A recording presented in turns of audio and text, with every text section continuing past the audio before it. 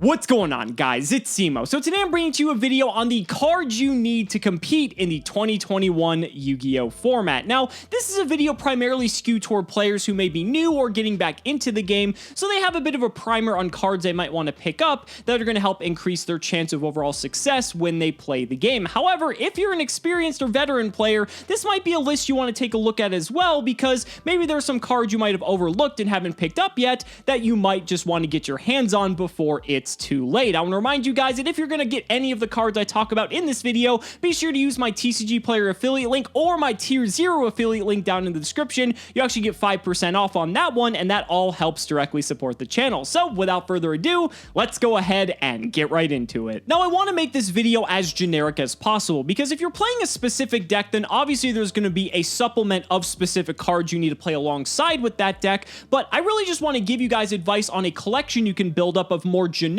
cards or semi-generic cards, so that way if you are playing any specific deck or just need to have access to this wide volume of cards, this is actually how I play the game. I actually pick up 3 of every single playable card that I can come across, and I just collect them all in binders, and that way when I want to play any of them, I can just pick out that binder, get the cards out of there, and I'm ready to go. So first up, let's talk hand traps. Regardless of what deck that you're playing, unless you're playing a super heavy combo deck, most decks are going to be playing hand traps in some capacity or another. So the first thing you want to get your hands on are copies of Ash Blossom and Joyous Spring. If you don't already have this, luckily for you, this came as a common in the Soul Burner structure deck, so this is very easy to acquire, but it's also had multiple reprints now, so the price is definitely below what it was in the past. But Ash is just very universal, it's ubiquitous, it can take out so many different cards in the game that Ash is just an absolute must. You also have a hand trap like Psy-Frame Gear Gamma that's more geared towards 2021. The way Yu-Gi-Oh! Has been shifting as of late, Gamma's becoming more and more relevant as the game progresses,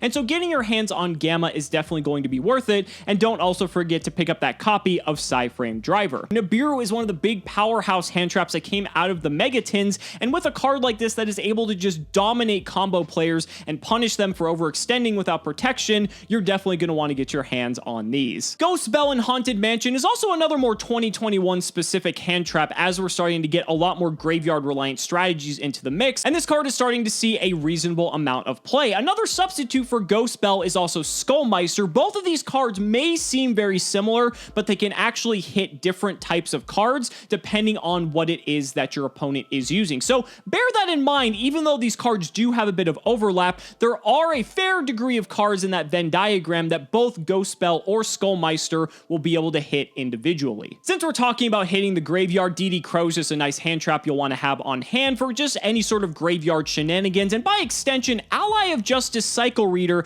is a card that is starting to pop up again thanks to in part to Drytron being relevant. It's essentially DD Crow, but it can banish 2 monsters. They just specifically have to be light. This was actually a card that I picked up all the way back in like Blue Eyes format for like the short time that lasted, so I've had those for quite some time now, so it's nice to see that this is finally coming up. And again, you never know when these obscure cards may someday become relevant. Droll and Lockbird's a great card. This is a card you really only typically see when you absolutely have to, because if there really is no other way to stop a deck, Droll will enter the format, and so it's nice to have that emergency button if you absolutely need it. Artifact Lancea is also great for going after any sort of banishing shenanigan decks, and there are a lot of those, and Lancea being a common, it's one of the cheapest cards on this list. We also can't forget about Effect Veiler. Effect Veiler is one of the few hand traps that doesn't have a hard once per turn clause, because it was created before that really became mainstream, so if you open multiple of them in your opening hand, you can drop them simultaneously. There's also Infinite Impermanence by extension, which is neat because you can use it on your turn 0, but it's also nice because it can potentially negate your opponent's spells and traps as well, and sometimes if you catch an opponent off guard with it, that can just win you the game. And while they're not technically hand traps, there's a few other cards I do want to quickly mention because I feel like they make sense putting them in this category compared to anywhere else. So first up is Kaijus. So the Kaijus are a nice way to out specific cards that are just immune to everything. We call these towers type cards, and cards similar to like Red Eye's Dark Dragoon, or cards that just have immunity to everything like targeting, destruction, and the like. This is where the Kaijus can be your best friend. Gamma Seal specifically is the best one because it has the lowest attack, but getting all of them, because all all of them come at the rare level is just nice to have, because sometimes those attributes and those typings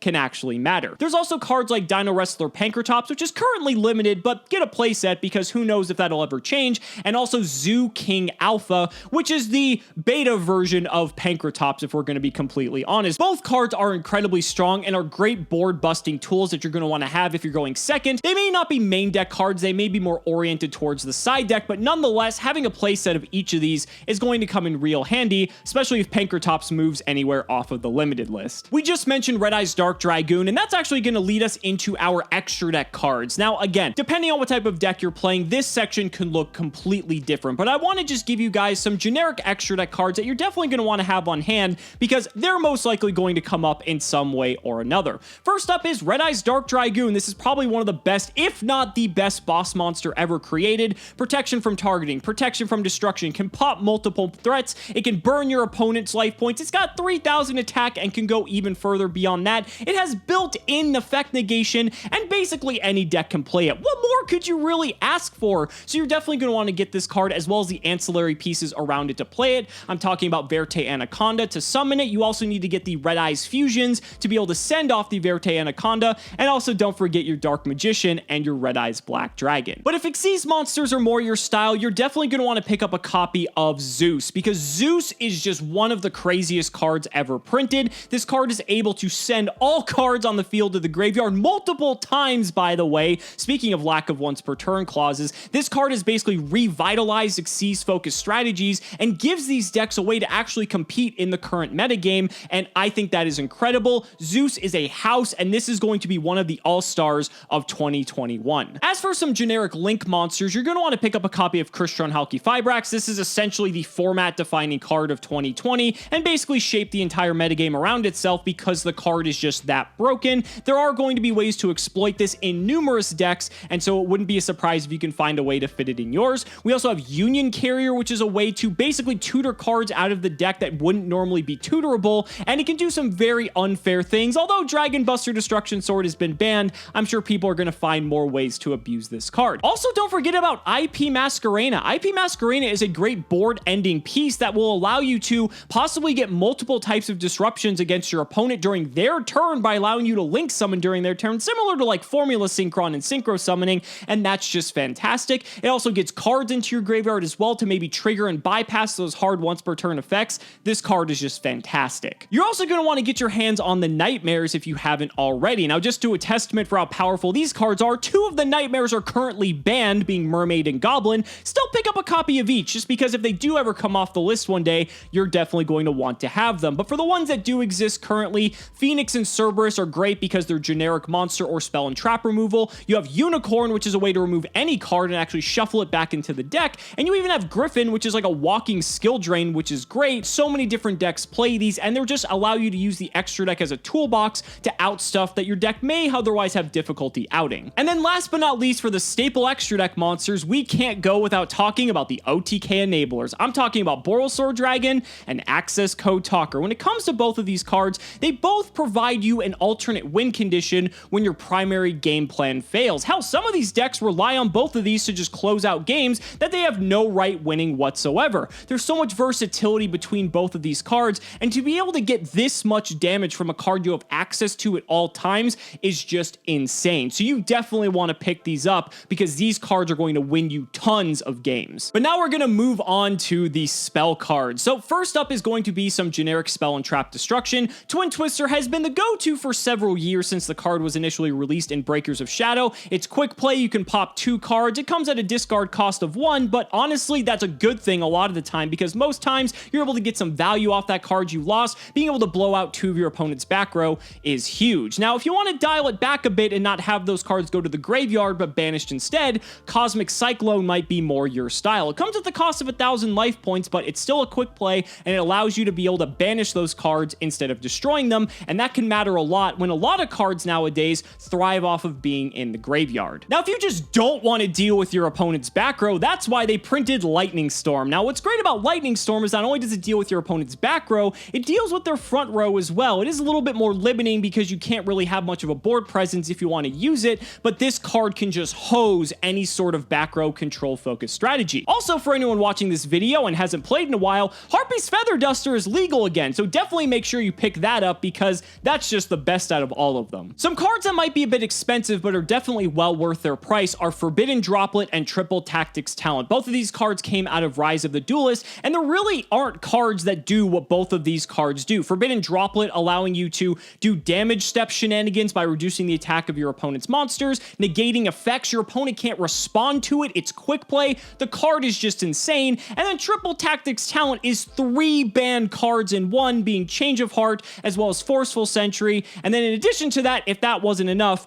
Pot of Greed. Yes, so these cards are definitely format defining, and you're going to want to pick those up if you have the chance to do so. Some other cheaper cards you might just want to get instead are cards like Called by the Grave. While it's currently limited, it's a great way to deal with hand traps. It can deal with graveyard shenanigans. It's a very flexible card, and while it is currently only at 1, this card has gone all over the place on the Forbidden Limited list, so be sure you get 3 just in case it moves again. If you're having trouble dealing with some of these decks that build these absolutely outrageous boards, well, that's where a card like Dark Ruler No More can be your best friend. Again, another card out of the Megatons. This card is one of the great equalizers that we received to help deal with some of the combo decks, and is a nice card to have on hand in case combo decks start to get out of control. By extension, another good card you're going to want to have on hand for the very same reason is Mystic Mine. Mystic Mine is actually a win condition in and of itself, because if the opponent doesn't have any main deck out to this card in the form of a spell or trap, which most combo decks don't, let's be honest, then by slapping down Mystic Mine, you can just win every single game against combo, and your opponent's just gonna cry. Now, while we've been primarily focusing on spell cards that deal with our opponent's threats, we want to make sure we also get cards that are going to make our deck as consistent as possible. I'm talking about cards like Pot of Desires, Pot of Extravagance. You're probably going to play a deck at some point that will play one of these, so having a play set of each is nice to have on hand. And don't forget about all the limited spell cards that are just powerhouses like Foolish Burial, Monster Reborn, and Upstart Goblin. Now, last but not least, that brings us to the trap cards. Now, trap cards are actually back for 2021. Towards the end of 2020, we started to see trap cards make a resurgence, and now, because we're in a much slower format than we have been before, trap cards are absolutely everywhere, and they've also printed some pretty good ones as of late. Ice Dragon's Prison is an absolute house. There is a reason this card is about $30 to $40 a piece at the moment. It is because it is graveyard interaction. It's able to out cards on the opponent's field that would really otherwise be very difficult to take care of. It's so difficult to play around. It is such a powerful trap. This card is game warping. For all you old school players out there, Torrential Tribute is actually seeing a ton of play once again, because since we're in a format that board wipes are actually really good against some of the top decks, Torrential Tribute's a great option for some slower control decks to incorporate to help level the playing field and start taking advantage. And speaking of board wipes, if destroying your opponent's board isn't the name of the game, well, how about banishing it? Because Evenly Matched might be the right card for you. This card has just hosed people left and right, and even to this day, it makes people quake in fear when they hear the saying, end of battle phase. Having playsets of the Solemn Brigade, Solemn Judgment, Solemn Warning, as well as Solemn Strike is great if you plan on playing any sort of slower deck. Having that spell speed 3 sort of interaction so that your opponent can't interact with you can sometimes just be an absolute great way to win a game. And we couldn't talk about trap cards without, of course, talking about floodgates. There are so many powerful floodgates in the game that dip in and out depending on how the format shapes up. Imperial Order and Anti-Spell Fragrance are probably 2 of the best, since they specifically go after spell cards, and for competitive Yu-Gi-Oh sake, spell cards make up about 50% of most people's decks.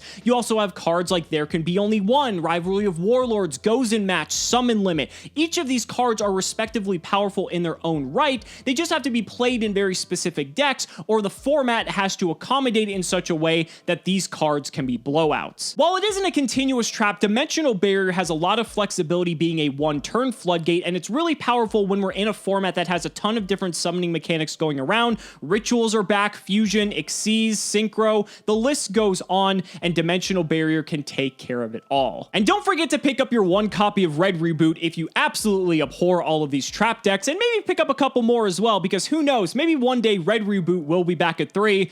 Oh, I miss those days. Now, before we wrap up the video, I want to give you guys some advice on a few deck cores you might want to consider picking up, because while they may not necessarily fit your playstyle, they could have some huge potential later on. The first of which is Dogmatika. Dogmatika's currently pretty hyped at the moment, so the prices are a little bit high, but this is an archetype that is expected to receive more support throughout the rest of 2021. So, right now, the deck is being splashed in a myriad of other decks, which is one of the reasons why I'd recommend picking it up, because there's like 7 different hybrids of Dogmatika that you could potentially play and get a lot of use out of, but also the support in the future could make the deck even stronger than it currently is now. And finally, I would just advise picking up a Dinosaur core, because I don't think Dinosaur is going to get touched by the ban list whatsoever. It's such a fun deck. It's great to just go super aggro and overrun your opponent. Who doesn't want to do that? And plus, the deck is super cheap. I think just having a Dinosaur core on hand is a great way to get back into the game, and is a nice budget option as well. You can check out my top 5 budget decks if you want to see more. That's going to wrap it up for the video. Let me know down in the comments what you guys think about what other cards you feel are essential for competitive Yu-Gi-Oh! In 2021.